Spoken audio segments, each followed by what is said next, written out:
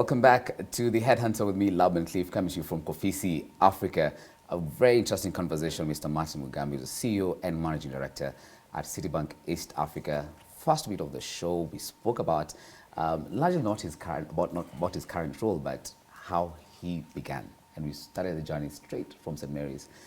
Martin, most CEOs will not look at that, look at the rearview mirror, if I may. And for you, I think looking at, your strides, from St. Mary's to Pittsburgh, now back to the region, what are some of the lessons that, you'd actually share in leadership that have propelled you this far? Okay. Thank you, Laban. And it is also almost therapeutic, looking back at that journey and talking about it, because you almost relive it. But when I think back about the lessons, it is very clear that one has to have certain anchors that define who you are.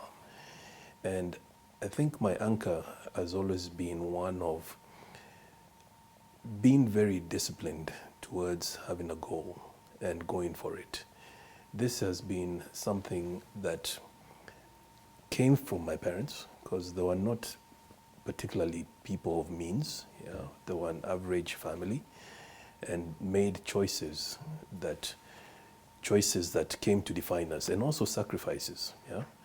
And those sacrifices are always with me. So I think the first lesson I would like to particularly tell young people is, don't be afraid to fail. Mm-hmm. You will find failure, you will find setbacks in your journey, but have the discipline to keep going, to pick yourself up, dust yourself off, and keep going.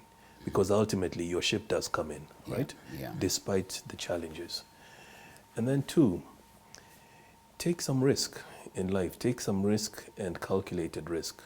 The younger you are, I think the better time to take risk, because you have time to change course, to pivot, to try new things. When you start to feel the warm embrace of comfort zone, that's dangerous. Why I'm laughing is because you mentioned about your London and experience, and then trying to move back home. And that's where you met your wife. I think that was a risk, to be honest, because it was a huge risk. You've been in diaspora, 25 years? 25 and now you're deciding, okay, well, I want to go back home. I want to do it in the emerging market, for instance. So if I follow my journey from New York to London to Johannesburg, back to London, to Johannesburg to Zambia. Oh, you went to Zambia. Tanzania, Zambia. Tanzania, Joburg, Zambia, then Kenya. The family moving? Okay, now you. I only got a family when I was in Joburg for 13 years. Both my kids got, on there. We had gotten married in 2006. My wife moved to Joburg to follow me. And we started pretty much our family there. And for my sins, I also hold as an African passport. Fantastic. But what does it say? It says that I have deliberately moved around. Mm-hmm. And each move comes with a risk. It's new territory, new culture, new learnings. And you could also struggle in each move. Mm-hmm. Moving away from what I would call my traditional background, which is I came from investment banking into corporate finance, essentially doing structured deals. And this is where, again, that risk-taking element comes in. Mm-hmm. Somebody challenged me, why don't you now go and run a business? Mm-hmm. Go and actually run a franchise that takes care of people, takes care of the whole gamut. Instead of being just a transactor, specialist. Mm-hmm. And that happened when I was in Johannesburg. Mm-hmm. And I then took up the challenge and applied to be the CEO in Zambia, an off-beaten track. I've come from London, New York, etc. Then I went to join the Citi team in Zambia and run the business there for 2 years, completely off the track. Fantastic. And from Zambia, I had a family issue that I needed to rush back home to in Kenya, and left Citi, which was my home, right? And joined CBA at the time, became NCBA as group executive director, and then came home with them. So came from a global bank into a local bank. Now that transition is also, it can, you can look at it different ways, but 2 different types of institutions. Still a very credible institution, no doubt, but different. Mm-hmm. So what I want to, again, underscore that second point is, do take risk in your career. Yeah. Take Don't be calculated afraid. risk. Yeah, and don't be afraid. Don't be afraid. Yes. And don't get comfortable, because when comfort zone sets in, then that is really an enemy. So when you take risk and calculated risk, it actually propels you to the next thing. Great. And Great. I shifted from being a specialist Yeah. to a general manager. So by the time I rejoined Citi in April 2019, the story of the prodigal son, Returns. I was ready to come back and take on this role. sure. So I had the Fantastic. privilege of doing that. I cannot imagine what's behind your computer, I think in your corner office. Just tell to us some bit of facts and figures or some bit of intel into what are the investors saying? I think at Citi you certainly look at the global financial markets. Yeah. We've struggled as well with COVID, I think, issues of COVID. Kenya's going through an election as well. You have very good insight on the region. Yeah. What would you say regarding, investor relations? You mentioned even about the diaspora remittances. That's quite interesting to look at. Yeah. So what are investors saying about the region, especially at this time, based off on those geopolitics and geo-happenings? Okay. So Kenya is in a good place, and you do not appreciate just how good we have it until perhaps you live out or you travel out. But having an election the election will come and go. August 9th will come and go. And there's a lot of optimism from our customers in Kenya at the moment. Remember, we've survived a 2-year pandemic. That was a 1 in 100-year event that could really have been a very different outturn for Kenya. As we close the show, what are the top 3 aspects that you look out for those you'd want to fish to your headhunter's net? Point 1, passion.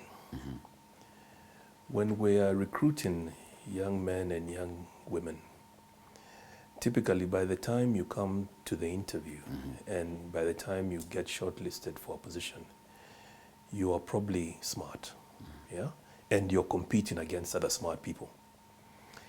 But I look for passion and willingness to learn. The second point I want to say is be prepared to work hard. I may have mentioned this before, but I want to mention it again. Citi is a meritocracy. Doesn't matter, Laban, what your last name is, where you've come from, or where you've been. Once you are in the firm, what is ahead of you is determined by meritocracy, by hard work, by leveraging your contacts, by bringing your A game every day.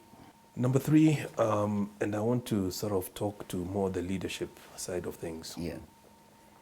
Leadership is an evolving art, because certain strengths get you to a certain point. But I think the higher order leadership is more about being empathetic. It stops being about the strengths of Martin as an individual, and it becomes about the folks that you're leading. How impactful are you as a leader? How do they view you? How do they trust you?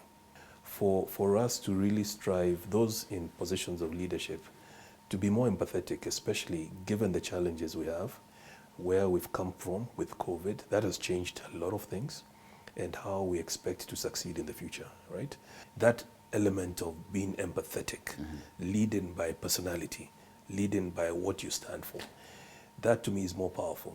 I know you're all asking for this question, but I'll throw it back to you. Just lastly, as you put it up in his sentences, it's what keeps you awake at night and what next for Martin? Wow, what keeps me up at night? Laban, I've had a journey that has been very fulfilling, And when I think about what keeps me up, I have learned to understand that business or material success is not everything. To me, my anchor is my family. My anchor is my family. What keeps me up at night is if my family is not in a good place. I have 2 children, I call them 2 lovely investments. The wife who is the real boss. Those are the people that I worry about. I can lose sleep over my family. But I don't tend to lose sleep about the business, because the business will be there. It's never that serious. You can always figure it out. but your family, you can't figure it out. You have to get that right. So what keeps me up is really the well-being of my family. That's the only thing that I really stress about. Everything else, it's never that serious. You will sort it out. You'll sort it out, figure out. What's next for you? What next? I still have some runway. I still have some runway left. I'm not as young as I look. But Kenya is a silicon savannah, right? Yes. And I look at innovation and there's so much disruption. I think there'll be a phase in my career where I'll remove the tie and put on a half jacket and get into fintech and do something interesting. Good decision that you came.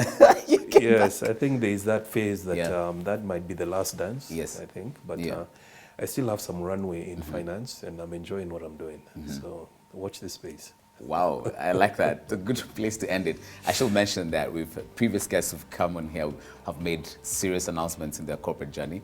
We don't know what happens when you come to the Headhunter. I can only wish you the very best in your journey. Martin Mugambi, thank you so much for your time. Thank you, Laban. Thank you. Good talking to you. Don't get these guests anywhere else other than the Headhunter. Always a pleasure to have you on board.